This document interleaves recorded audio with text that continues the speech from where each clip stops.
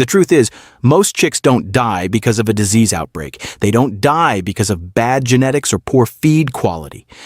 They die because of something that happens in the very first minutes after that box is opened. Something so simple, so overlooked, that most farmers never even suspect it. Minutes after that box is open. Minutes after that box is open. Something so simple, so overlooked, that most farmers never even suspect it. If you've ever placed a new batch of chicks in the brooder and noticed some of them just sitting there, quiet, droopy, barely moving, while the others run around like they own the place, I need you to pay close attention right now. Because that difference you're seeing isn't random. It isn't bad luck. It's your chicks telling you exactly what they need, and they're telling you loud and clear if you know how to listen. The culprit: stress and dehydration from the journey to your farm. And the fix? It starts with what goes into their very first drink. Plain water is what most farmers reach for, and honestly, it makes total sense. They're thirsty, give them water, right? But plain water only solves part of the problem. It replaces fluid, yes, but it doesn't replace the energy those chicks burned getting to you. It doesn't restore the minerals their bodies lost in transit, and it does nothing to support the fragile digestive system that's still trying to find its footing in those first few hours of life. In this video, I'm going to show you a simple 3-ingredient formula that experienced poultry farmers have been using quietly for years to give their chicks a real fighting chance from the moment they arrive. It costs almost nothing. It takes under 2 minutes to prepare, and the difference it makes, especially on that first day, is something you'll see with your own eyes. If practical, no-nonsense poultry advice that actually moves the needle on your farm is what you're after, subscribe right now and stay with this channel. We're here for the farmers who are serious about healthier birds and fewer losses. Here's the thing: chick mortality in the first week is one of the most preventable problems in poultry farming. It keeps happening not because farmers don't care, but because the real cause starts long before those chicks reach your gate. From the moment a chick hatches, it's burning energy and losing moisture through handling, sorting, and hours of transport with zero access to water.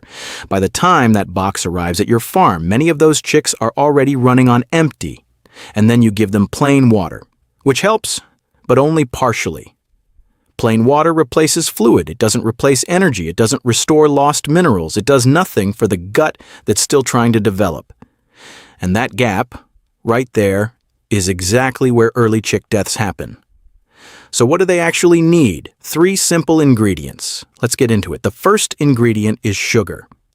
I know what some of you are thinking. Sugar? That sounds too simple. How can sugar make a difference? And I hear you, but stay with me because once you understand the science behind it, it makes complete sense. When those chicks arrive at your farm, their blood glucose levels are low. They've been burning energy since they hatched and nothing has replenished it. Now, chicks can get energy from feed. But here's the problem. Weak chicks, tired chicks, stressed chicks, they don't go to the feeder first. They sit down, they don't have the energy or the confidence to navigate to the feeder and start eating. So they sit. And while they sit, their condition gets worse. But water, chicks will drink water even when they're too weak to eat. That's the key. If you put energy into the water directly into that first drink, you are delivering fuel straight to their bloodstream without requiring them to do anything extra. Glucose from sugar water gets absorbed into the blood rapidly. Within minutes, you can see the difference. A chick that was sitting quietly starts to lift its head. Then it starts to stand. Then it takes a few steps. Then it starts exploring. That's not magic. That's biology. You gave a depleted body the one thing it urgently needed: quick, accessible energy. Now the amount matters. You don't want to overdo this. Too much sugar in the water can actually cause digestive upset, which is the last thing you want right now. The right amount is 1 teaspoon of plain sugar or glucose per 1 liter of clean water. That's it, 1 teaspoon per liter. Mix it well. That gives them a gentle energy lift without overwhelming their system. 1 teaspoon, 1 liter. Remember that. The second ingredient is salt. And again, before you dismiss this, let me explain exactly why this is so important. When a body loses fluid, it doesn't just lose water, it loses electrolytes. Electrolytes are minerals that carry electrical charges in the body, and they are absolutely essential for basic biological functions. Things like nerve signals, muscle movement, heart rhythm, and fluid balance all depend on electrolytes being present in the right amounts. The most critical electrolyte lost during dehydration is sodium, and salt is sodium chloride. When chicks' sodium levels drop, something interesting and dangerous happens. They can drink water and still remain dehydrated. That sounds impossible, doesn't it? But it's true. Without enough electrolytes, the body cannot properly absorb and retain the water it takes in. The water passes through without doing its job. So you have chicks drinking, and you're watching them drink and thinking they're okay, but their cells are still not getting properly hydrated because the electrolyte balance isn't right. Adding a tiny pinch of salt to your water changes that completely. It gives the body the sodium it needs to properly use the water and restore internal balance. It turns your simple sugar water into a basic but effective electrolyte drink, very similar in principle to the commercial electrolyte powders that poultry suppliers sell, but made at home with something that costs almost nothing. The amount here is very small. We are talking about a tiny pinch, not a teaspoon, not a full measure, just a small pinch of table salt per liter of water. That's genuinely all it takes. More than that, and you risk doing harm rather than good. So go small. A pinch. That's your measure. So now your mixture looks like this: 1 liter of clean water, 1 teaspoon of sugar, a small pinch of salt. Already, that drink is doing far more for your chicks than plain water ever could.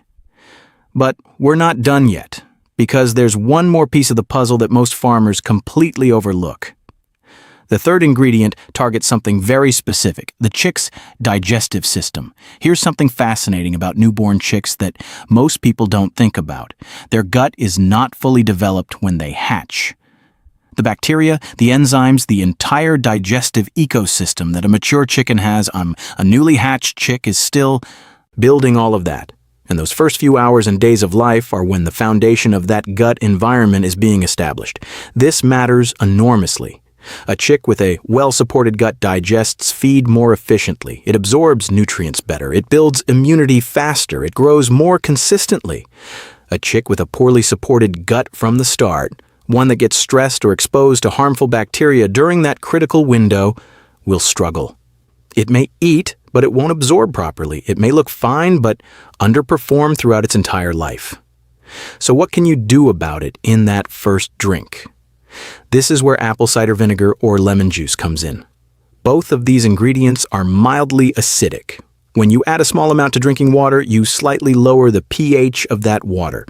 And a mildly acidic environment in the digestive tract is actually very favorable for a young chick's gut health. Here's why. Most of the harmful bacteria that can colonize a chick's gut, the ones that cause early gut infections and digestive problems, they don't thrive in acidic conditions. They prefer a neutral or alkaline environment. By making the gut environment slightly more acidic from the very beginning, you're giving beneficial bacteria an advantage and making life harder for the harmful ones. Beyond that, apple cider vinegar in particular contains some naturally occurring compounds that support digestion and gut lining health. It's been used by experienced poultry farmers for decades, not as a cure for disease, but as a simple, low-cost management tool for supporting healthy gut development in young birds. The amount you need is small. 1 teaspoon of apple cider vinegar per liter of water. If you're using fresh lemon juice instead, just a few drops is enough. You don't want the mixture to taste strongly acidic. You just want a very gentle shift in pH. Too much will discourage chicks from drinking, and that defeats the whole purpose. So your complete 3-ingredient formula now looks like this: 1 liter of clean water, 1 teaspoon of sugar or glucose, a small pinch of salt, 1 teaspoon of apple cider vinegar, or a few drops of fresh lemon juice. Mix it all together. That's your chick recovery drink. Prepare it before the chicks even arrive so it's ready the moment you open that box. The whole thing takes less than 2 minutes to make, and what it does for your birds in that first hour is remarkable. Now, let me be very clear about something. The formula is important, but how you introduce it to your chicks matters just as much as what's in it.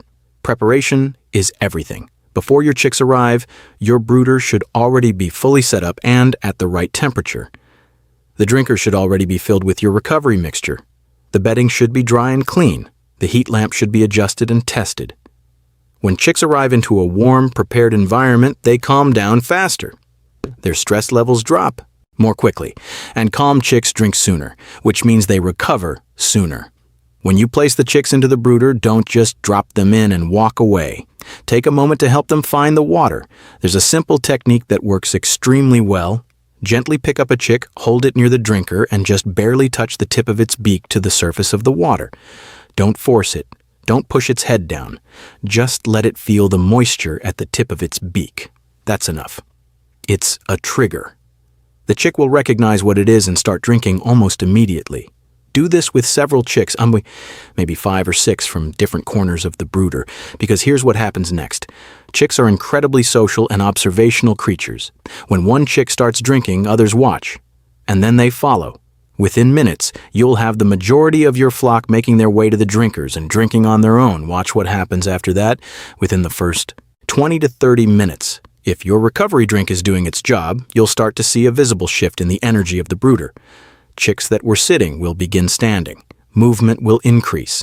The chirping will change. It will become softer, more relaxed, more exploratory, rather than distressed. These are the signs you are looking for.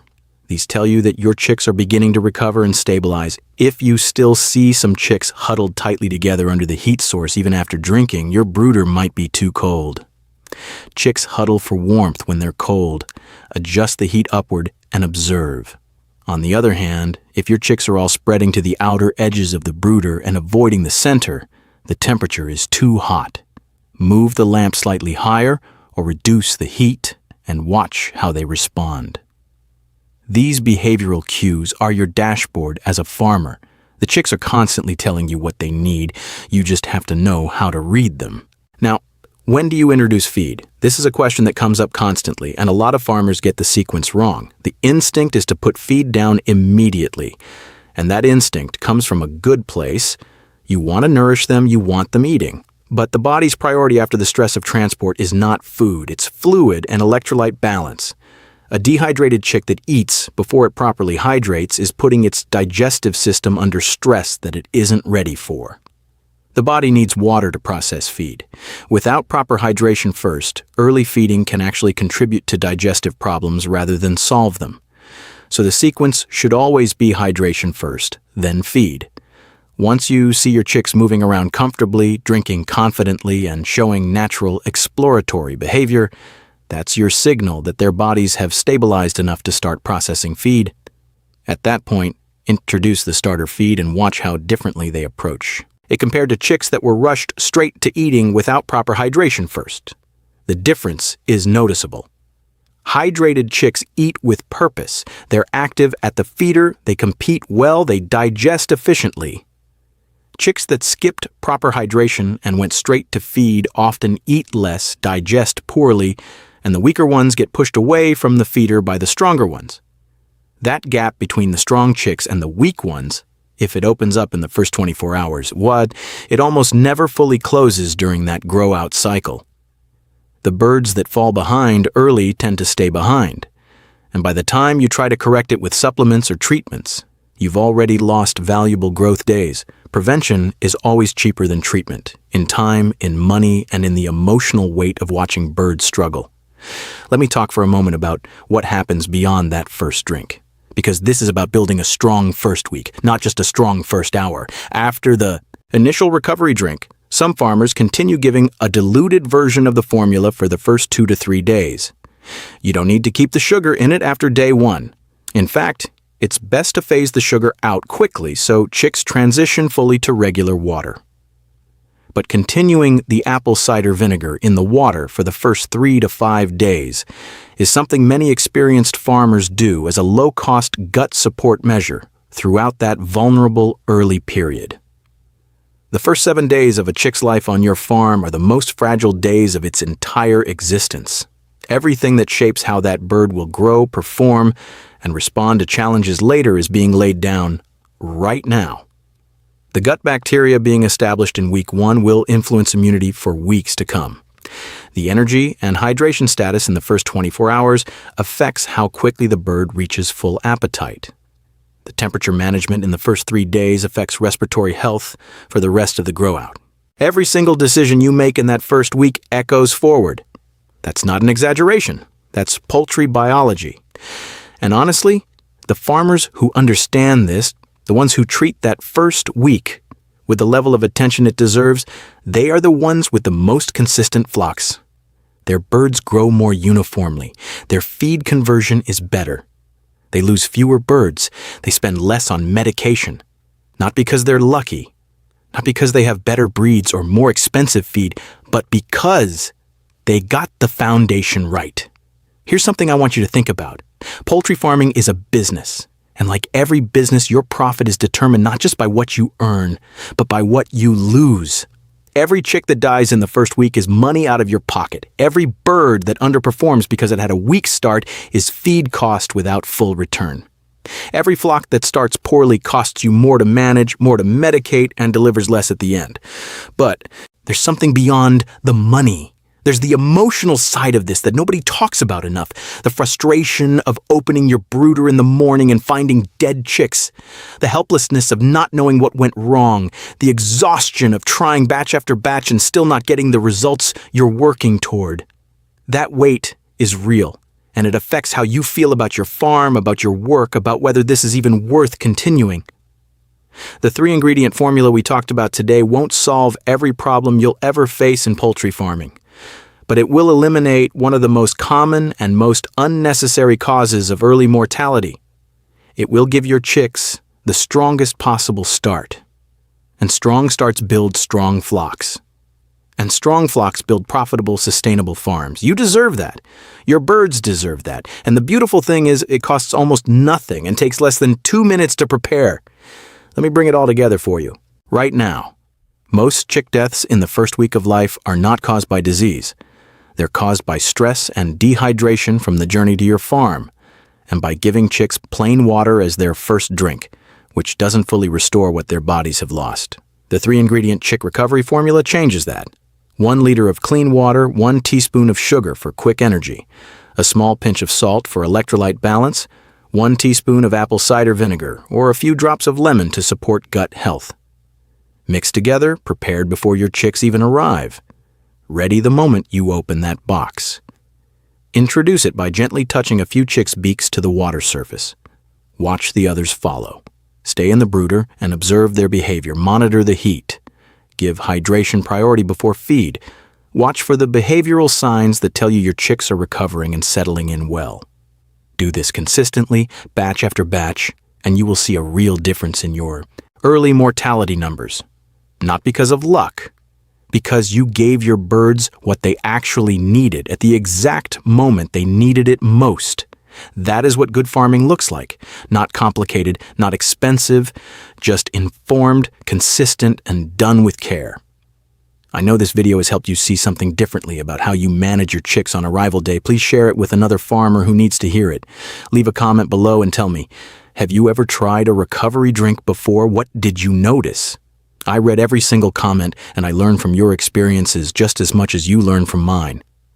If you haven't subscribed to this channel yet, this is your moment, because everything we share here is built around one goal, helping you raise healthier birds, cut your losses, and build a farm that actually works. Hit subscribe and turn on notifications so you never miss a video. Because in the next video, we're going to talk about something that catches even experienced farmers off guard. Most people think the danger zone for chick mortality is over after day 3. It's not. There's another critical window at the end of the first week that quietly claims birds on farms everywhere, and most farmers don't even realize it's happening until it's too late. That video's coming soon, and you don't want to miss it. Until then, take care of your birds, take care of your farm, and keep improving. I'll see you in the next one.